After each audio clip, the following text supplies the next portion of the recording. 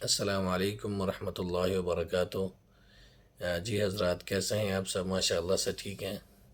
جی آج ہم فدیہ کا مسئلہ ڈسکس کرنے جا رہے ہیں کہ فدیہ کیا ہوتا ہے۔ اللہ سبحانہ و تعالی نے قرآن کریم میں فرمایا وَعَلَى الَّذِينَ يُطِيقُونَهُ فِدْيَةٌ طَعَامُ مسکین۔ جب ایک انسان روزہ رکھنے پہ قادر نہ ہو تو پھر وہ فدیہ ادا کرے گا۔ پھر قدرت نہ ہونے کی دو صورتیں ہیں، یا تو وہ بہت زیادہ بوڑھا ہو یا وہ دائمی مرض میں مبتلا ہو۔ بہت زیادہ بوڑھا جسے شیخ فانی کہتے ہیں، روزہ رکھنے کی بالکل طاقت ہی نہیں ہے، تو اس کی طرف سے بھی فدیہ ادا کیا جائے گا۔ اور وہ دوسرا وہ بندہ جو کسی دائمی مرض میں مبتلا ہے اور اس کے مرض کے صحیح ہونے کا دور دور تک کوئی امکان نہیں ہے، تو اس کی طرف سے بھی فدیہ ادا کیا جائے گا۔ فدیہ کی مقدار کیا ہوتی ہے؟ تو اس میں فقہاء نے فرمایا کہ ایک روزے کے بدلے جو فدیہ ادا کیا جاتا ہے وہ صدقہ فطر کی مقدار کے برابر ہوتا ہے، یعنی جتنی مقدار کشمش کی، جو کی، کھجور کی اور گندم کی صدقہ فطر میں ادا کی جاتی ہے، سیم وہی مقدار فدیہ میں بھی ادا کی جائے گی۔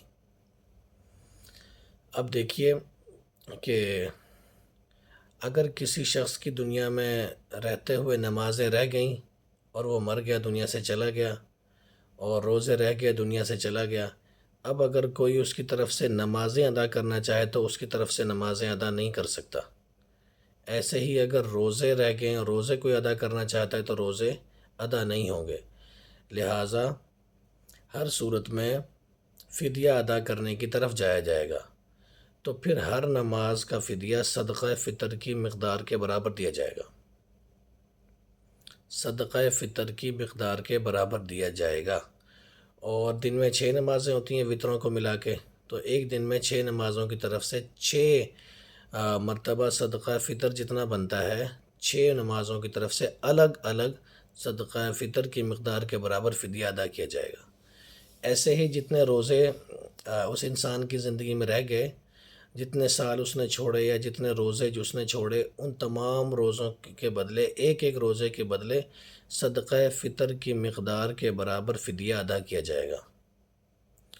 تو پھر اگر وہ انسان دنیا سے چلا گیا اور اس کے پھر دیکھیں گے کہ اس نے صدقہ فطر دینے کی وصیت کی ہے کہ نہیں، اس نے فدیہ دینے کی وصیت کی ہے کہ نہیں کی۔ اگر اس نے فدیہ دینے کی وصیت کی ہے تو پھر فدیہ اس کے 1/3 مال میں سے دیا جائے گا، یعنی جو اس نے مال چھوڑا ہے اس میں سے جو تہائی تیسرا حصہ ہے، اس تیسرے حصے کو فدیے کے لیے استعمال کیا جائے گا۔ اب اس کی رہی ہوئی نمازیں اور روزوں کا اگر فدیہ مکمل طور پہ ادا ہو گیا تو ٹھیک، اگر مکمل طور پہ ادا نہیں ہوا تو باقی جو مال ہے اس سے فدیہ ادا نہیں کیا جائے گا، بلکہ جو رہ گیا سو رہ گیا، باقی مال ورثاء میں تقسیم کیا جائے گا۔ اور دوسری صورت یہ ہے کہ کوئی انسان ایسی جہالت میں، ایسی لا علمی میں دنیا سے چلا گیا، اسے پتہ ہی نہیں ہے کہ اس کی رہی ہوئی نمازوں کے بدلے فدیہ ادا کرنا ضروری ہے یا اس کے روزوں کے بدلے فدیہ ادا کرنا ضروری ہے، نہ اس نے اپنی اولاد کو وصیت کی، تو پھر اولاد کے ذمہ لازم نہیں ہے کہ وہ اس کے مال کے 1/3 میں سے فدیہ ادا کریں، لیکن اگر اولاد ادا کر دے گی تو ادا ہو جائے گا۔ اور اگر اولاد صاحب استطاعت ہو اور وہ اپنے بزرگوں بڑوں کی طرف سے فدیہ ادا کرنا چاہیں تو پھر وہ فدیہ ادا کریں گے تو فدیہ ادا ہو جائے گا۔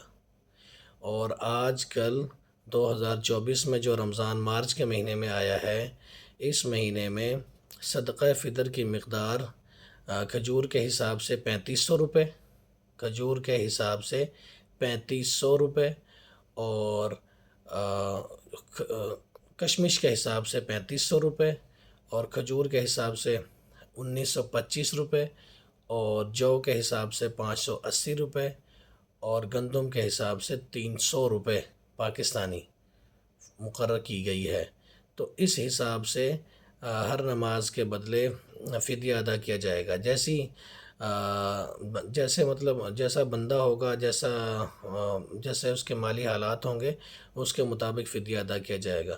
لیکن اس میں جو فقہاء نے ایک اصول رکھا ہے وہ یہ ہے کہ انفع للفقراء، کہ جو فقیر ہیں، جو غرباء ہیں، ان کے لیے جس میں زیادہ سے زیادہ فائدہ ہوگا وہ چیز جو ادا کرنی چاہیے۔ اگر کھجوروں میں کھجور ادا کرنے میں، کھجوروں کی قیمت دینے میں غریبوں کا زیادہ فائدہ تو کھجوروں کی قیمت دے دے گا، اور اگر کشمش کی قیمت میں زیادہ فائدہ ہے تو کشمش دے دیں گے، اور اگر جو کی قیمت میں فائدہ، جیسے وہ اپنے اپنے استطاعت کے اوپر ہوتا ہے۔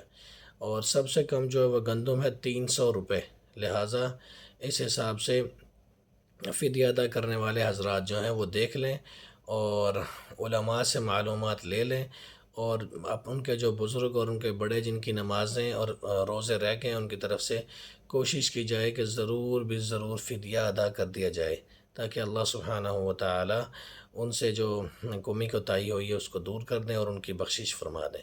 آمین یا رب العالمین۔ السلام علیکم ورحمۃ اللہ۔